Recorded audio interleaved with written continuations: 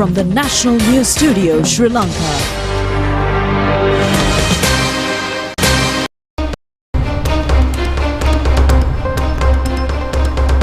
Good evening, this is the National News Telecast. I'm Movin Hettiarachi. And I'm here, Shainali. Let's have a look at the headlines for tonight.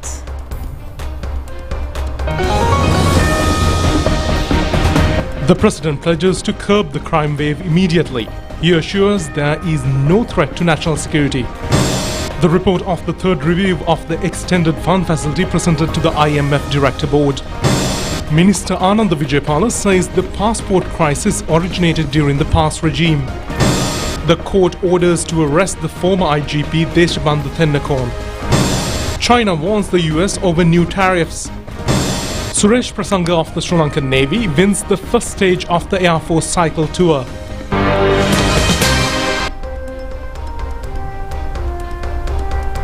On to those stories and others in detail, and your top story for tonight is the President Anurakumara Dissanayake says that action will be taken to end the crime wave in the country soon.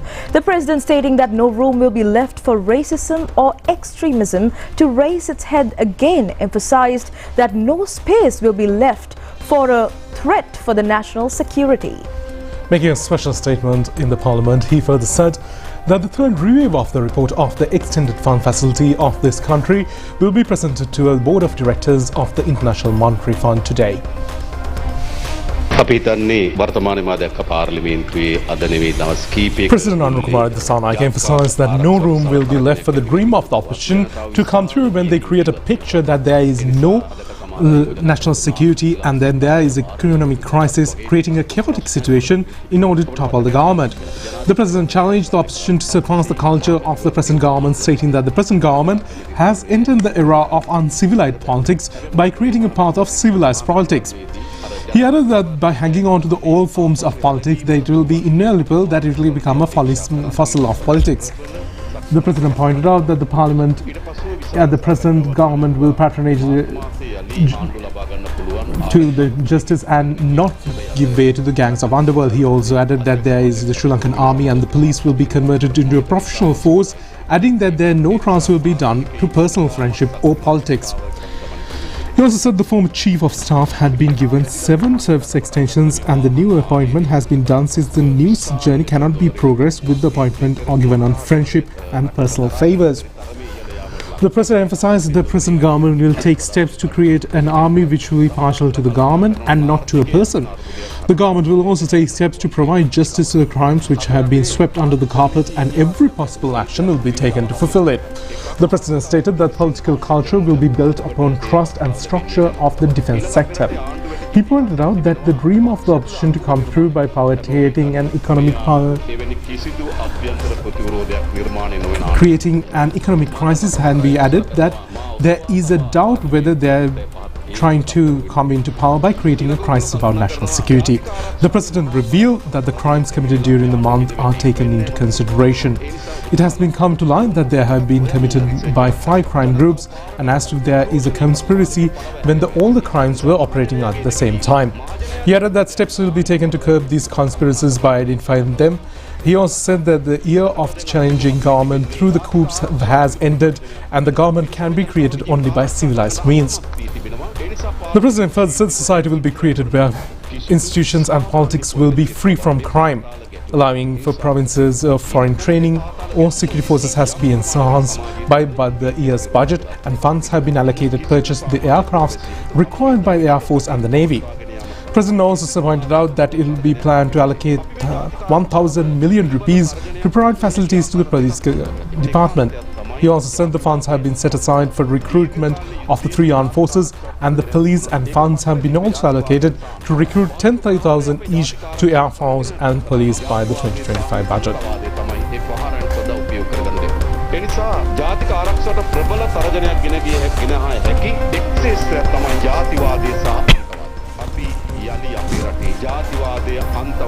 And adding to that, the complete speech of President Anurakumara Dissanayake will be telecast over the national television today at 10 p.m.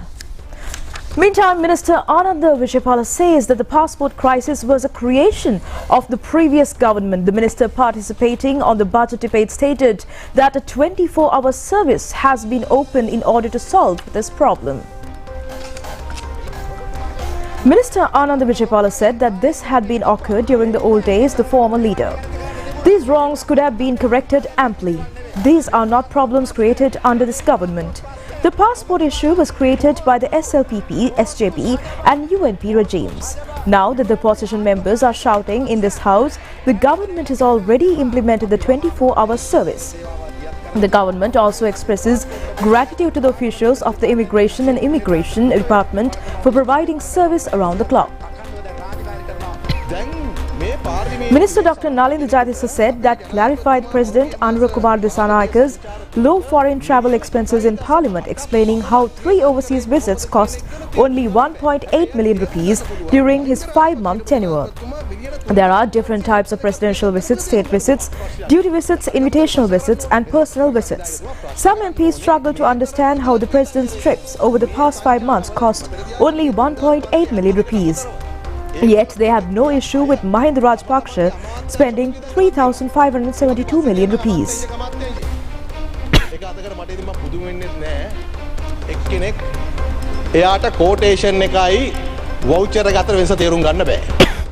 AI generated video එකක් කියන්නේ මොකක්ද කියලා තේරුම් ගන්න බෑ.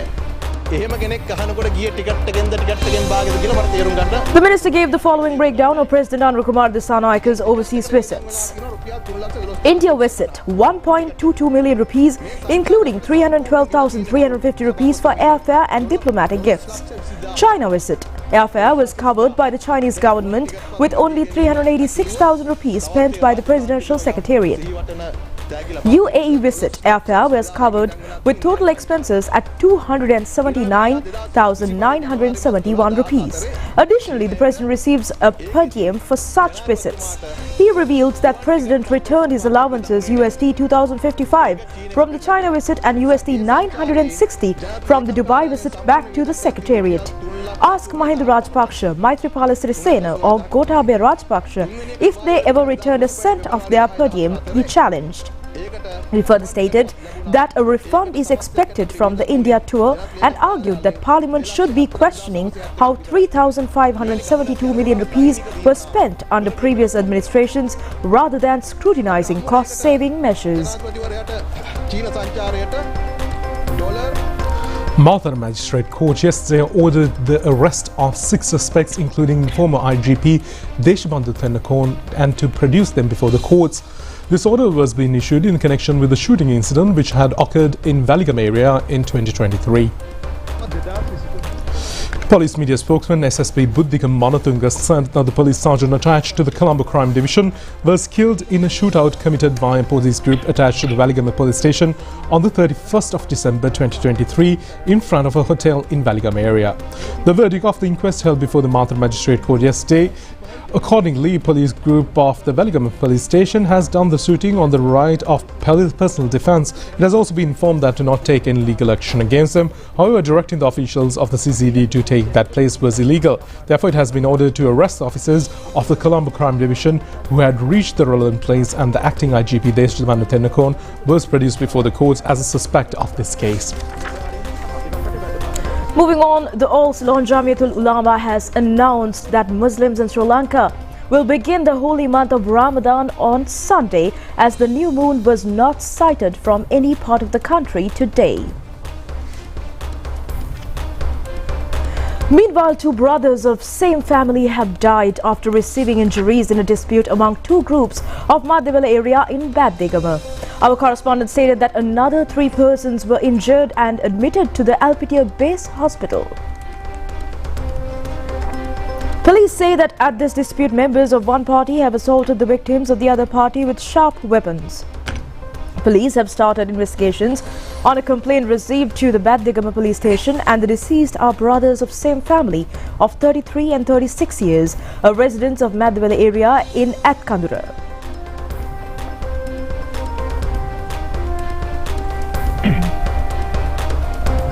A woman and a girl residents of Hettipala Police Division have been admitted to Kuliapitiya Hospital last night with gunshot injuries. The 9-year-old girl had died on admission to the hospital. Her grandmother and her 9-year-old daughter faced this tragic incident when coming out of the house to see a commotion among a group that attempted to shoot a herd of wild boars. A person suspected to be a shooter has been arrested and produced before courts today.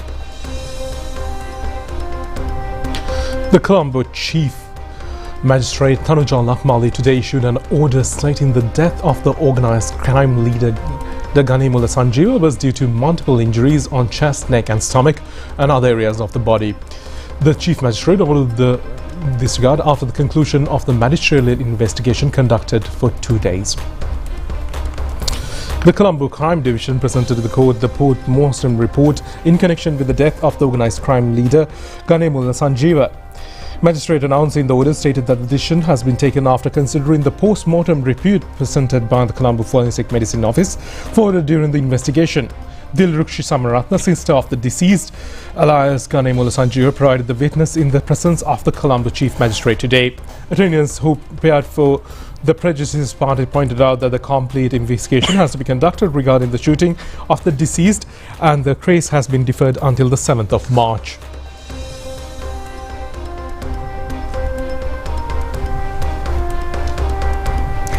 And moving on, in an exclusive interview with Rupavahini, Minister of Labour and Deputy Minister of Economic Development, Professor Anil Jayanta, Fernando addressed concerns regarding a 15% tax on digital service exports. He pointed out that there are misinterpretations over the recent amendments to the Inland Revenue Act regarding to misconceptions in the society. This is to give clarification on, especially on news spreaded, especially in the social media, about 15% income taxation imposed on service exports. Truth is that particular tax is related to income tax in Sri Lanka. According to the Inland Revenue Act, every person is liable to tax. Person includes an individual, body, cooperated and any other statutory organizations. Individuals, even though individuals are liable to income tax, there is a tax threshold that is 1.8 million rupees per annum, that is for a year of assessment. And more than 1.8 million only you will be liable to tax. If it is less than, you are not supposed to pay income tax. In simple, if you earn a monthly income of 150,000, you are not supposed to pay tax. If it exceeds 150,000, you are supposed to pay tax. For example, if you earn 200,000, the balance 50,000 will be charged at a rate of 6% and so on, like there are progressive tax rates. So that is the structure. So every individual is liable. However, it is individuals who exported services, any form of services, including digital services. For example, if you do a service to an international platform, maybe Google or a Facebook, or maybe to a company, back office operations, so likewise, you may provide services while you are residing in Sri Lanka. That means you are exporting service. Now, when you export goods,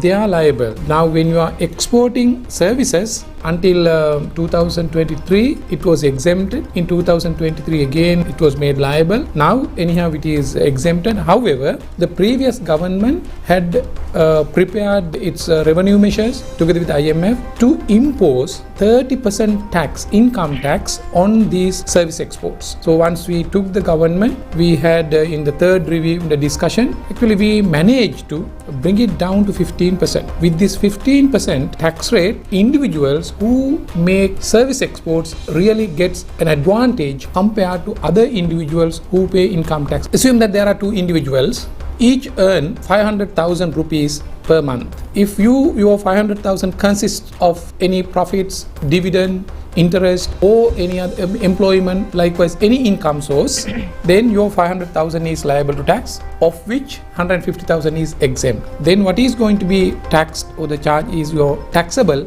income is 350,000, of which another exactly 83,333 rupees will be taxed at the rate of 6%. Then the balance amount, that is the difference between 500,000, the balance will be taxed again at the progressive rates. Next 41,100 something at the rate of 18%. Next for 41,100 something, 24%. Next 41,000, 30%, and the balance will be taxed at 36%. So this is how you are paying tax, like who earns 500,000 from income generated within Sri Lanka. But if you take the same scenario, individual who earns 500,000 from exporting services, digital services, is 500,000. Of this 500,000, 150,000 is exempt. The second 41,000, and because there are two slabs, therefore it goes up to 83,333. 83,333 is taxed at 6%, as same as in the previous case. However, the balance amount will be taxed only at 15%, not at 18, not at 4, 24, 30, 36. No, then you get an advantage because you have to pay only 15% for the excess amount. The All Ireland Medical Officers Association has expressed its satisfaction for the allocation of the highest amount for the history for the health sector in the budget of 2025. The Senior Deputy Secretary of the Association, Dr. Gayan Abegunawardena, expressed these views at a media meeting held today. Senior Deputy Secretary of the All Ireland Medical Officers Association, Dr. Gayan Abegunawardena, said, as an association, the President's budget has been viewed as an optimistic one. Viewed from the angle of doctors, the highest amount of 604 billion rupees have been allocated to this sector in this year's budget. The scarcity of funds has been the main obstacle in improving the health sector throughout the country.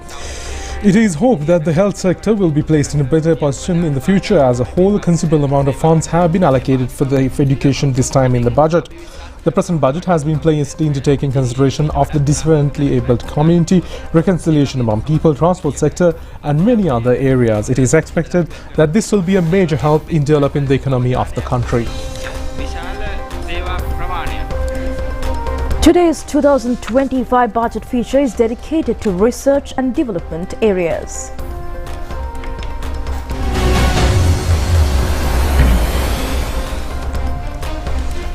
The budget of this year has allocated an amount of 20.9 billion rupees for research and development under various ministries and agencies. Under this, funds have been earmarked for 19 main research institutions, and the amount earmarked for climate-friendly irrigation and agriculture projects is 1.2 billion rupees. The National Programme of National Seed Production and Procurement has received an amount of 1.2 billion rupees in this year's budget.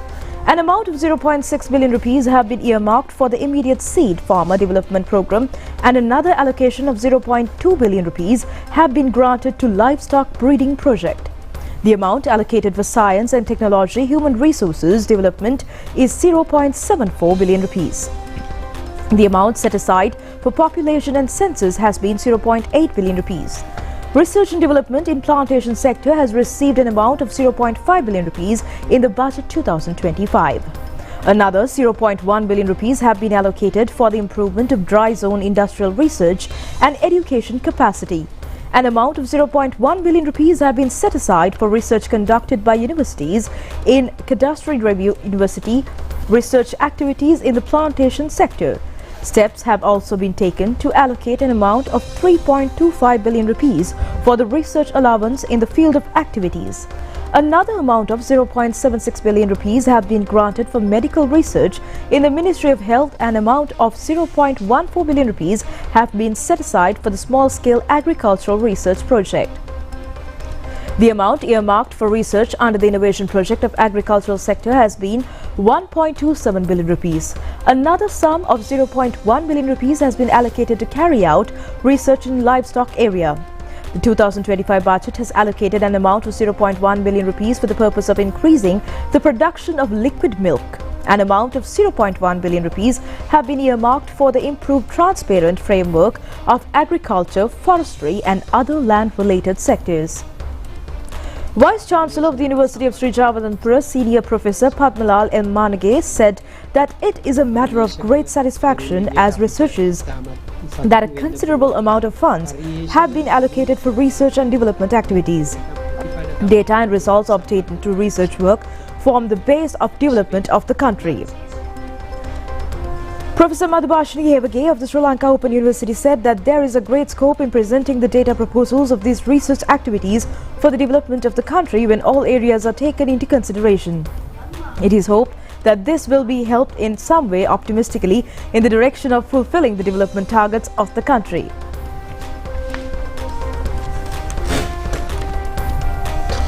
A vintage car rally is being held at various places in Sri Lanka these days. This has been jointly organised by Belgium and Sri Lankan companies until the 2nd of March. This vintage car rally commenced last 18th from White-Kala with the objective of enhancing Sri Lanka's tourism industry. It will parade Anuradhapura, Trincomalee, Polonnaruwa, Sigiriya, Kadapola, Nuwareliya, Ohiya, Koslanda, Vallawaya and Savanagala. Distributions of prizes will be held there, targeting the students of Dharmaloka Vidyalaya in Savanagala. Then the vintage will travel through Yala, Veligama and Galle and scheduled to arrive in Colombo on the 2nd of March. The whole rally covers a distance of 1,600 kilometers. This motorcade is included with vintage cars of 24 models including the brands of Bentley, Jaguar, Mercedes, Volvo, BMW and MG. These vehicles have been manufactured during the period between 1930 to 1960. Great country and great travel. We just love it. Wonderful, wonderful time here in Sri Lanka. The food is so good. I'm loving it. Excellent touring. I'll be back to Sri Lanka. Yes, Ayu Baban. Right, thank you very much.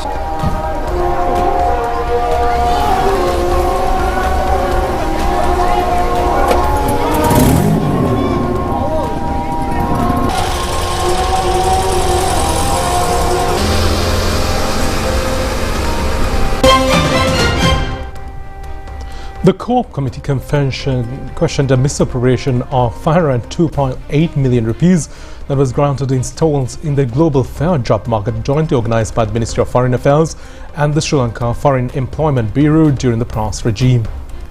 And officials of several institutions, including the Foreign Employment Bureau, were present at this committee.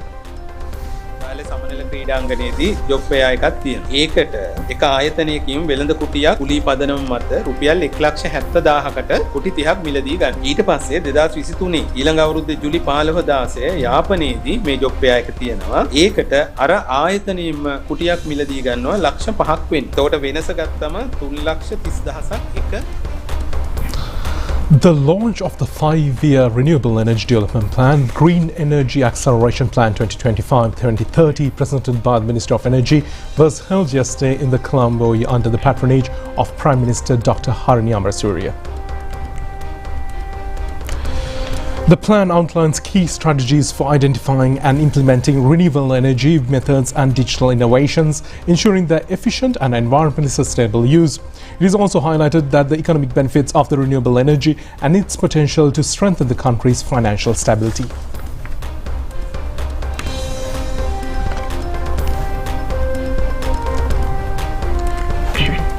It is a great honor for me to address you at this pivotal event, the launch of our 5-year action plan for renewable energy project developments. Today we gather not only to celebrate the launch of groundbreaking projects, but also to embrace a transformative vision for our nation's energy future.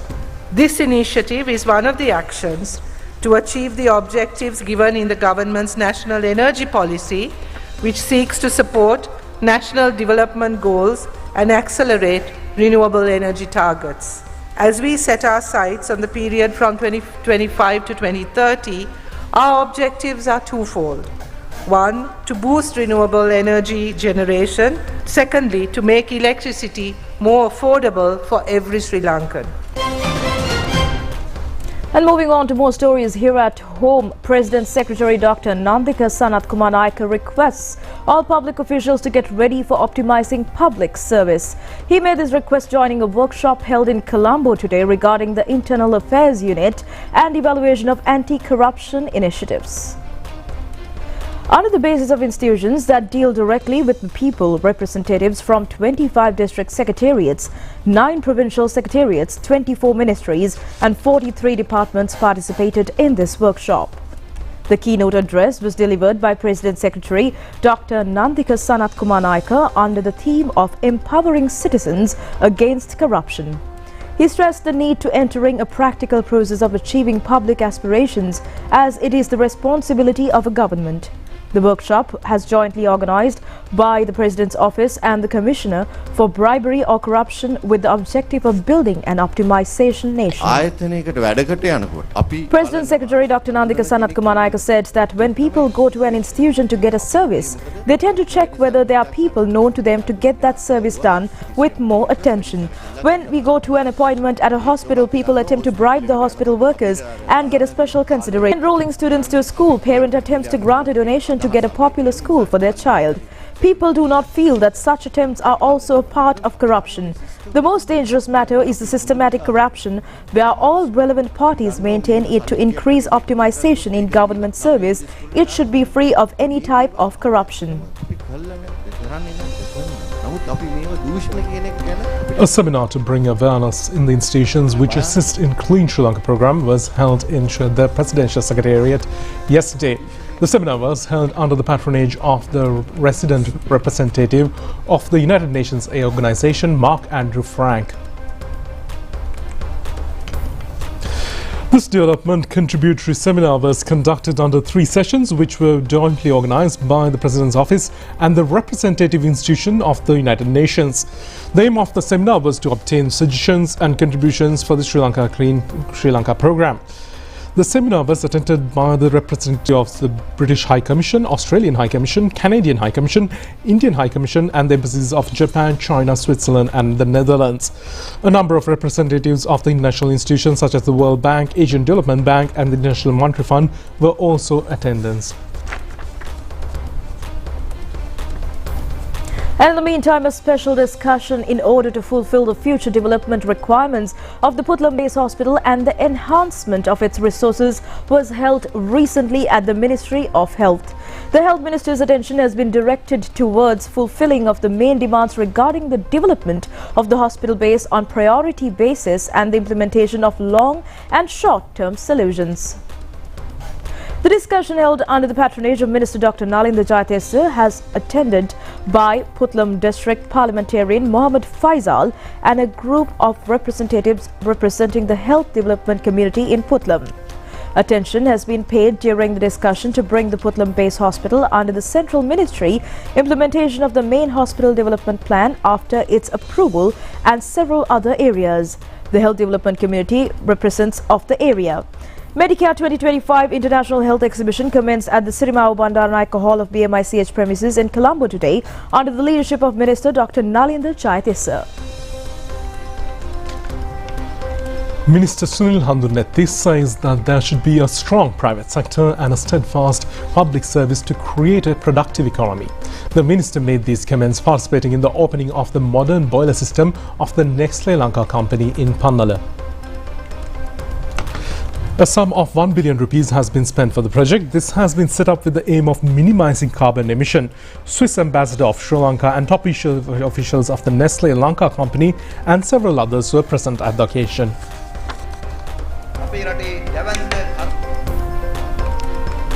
In the meantime, farmers in the Pulnaro district have been able to obtain a successful green chili harvest under smart agriculture. Farmers say that they have been able to earn a considerable income from the harvest in this season.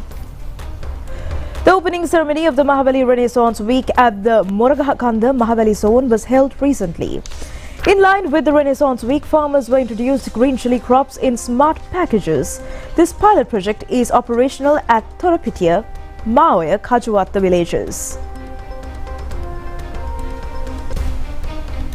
We'll be back with foreign news after a short break.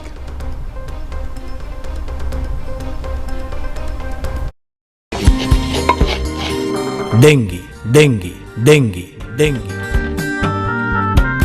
Dengue, dengue, dengue, dengue. Dengue, dengue, dengue, dengue. Dengue, dengue, dengue, dengue. A total commitment.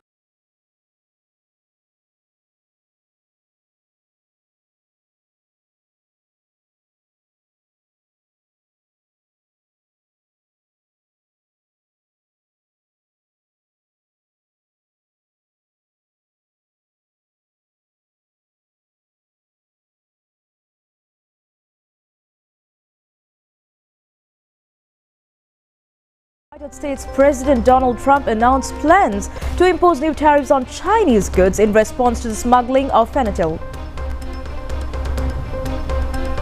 The US President Donald Trump stated that he planned to impose a new 10% tariff on goods from China. President Trump further announced that the tariff would take effect next month onwards. Imports from China already face taxes of at least 10% at the border under previous tariff order issued by the US President Trump, which came into effect earlier this month. In response, the Chinese Foreign Ministry asserted that China firmly deplored and opposed this move and would take necessary countermeasures to defend its legitimate rights and interests.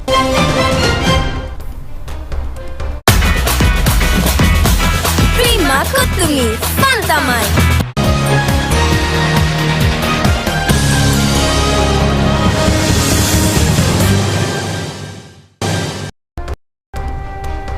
And moving on to sports news for the night, the Air Force Cycle Tour organized for the 26th occasion this year commenced from Viruvilla this morning. Suresh Prasanga of the Sri Lankan Navy won the first stage of the tour today. The cycle tour has been organized in line with the 74th anniversary of the Sri Lankan Air Force. At the opening ceremony, Director General Aviation Operations of the Sri Lankan Air Force, Air Vice Marshal Lasitha Sumanavira and the Director General of the Sports Development Department, Shemal Fernando, were present.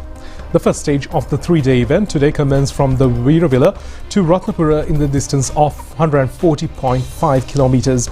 It started before the Viruvilla Air Force camp and reached the Sabaragamu grounds in the Ratnapura today, passing Ambalanthora, Embelipitiya, Godakawala, Kahadawatta and Ratnapura. Suresh Prasanga became the inner and Chamodi De Silva of the Sri Lankan Police became the first runner-up. The second runner-up was Sandharuwan Pinto of the Sri Lankan Army. Second stage of the tour will be held from Ratnapura to Kandy, covering a distance of 118 kilometers. The Air Force Cycle Tour is live telecasted to the ChannelEye of the Sri Lanka Rupavahini from 8:30 a.m. tomorrow as well.